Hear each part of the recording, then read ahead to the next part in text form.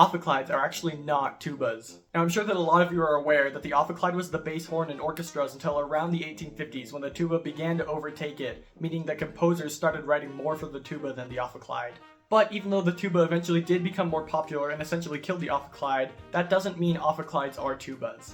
Tubas have their own family with a ton of different variations that I actually did a whole video on if you want to check that out. But the ophicleid was the lowest horn in the keyed bugle family. Before there were keyed bugles, there were only the natural horns, which could play the harmonic series of their respective keys, and they had different crooks you could switch out so you could play different keys. When they finally did give bugles keys, it was a game changer, but there was the trade-off that they were harder to stay in tune and they didn't always have the best tone. But when valves finally got invented, the game changed again and the keyed bugle line essentially ended. Both the tuba and the saxophone came into existence soon before the ophicleid died, both taking some inspiration from the ophicleid, but they started their own families. As you can see, the saxophone took more direct inspiration from the ophicleid, but that doesn't mean ophicleids are saxophones. Ophicleids are a great piece of history and a really fun instrument, but they aren't tubas, even if they are allowed at Tuba Christmas.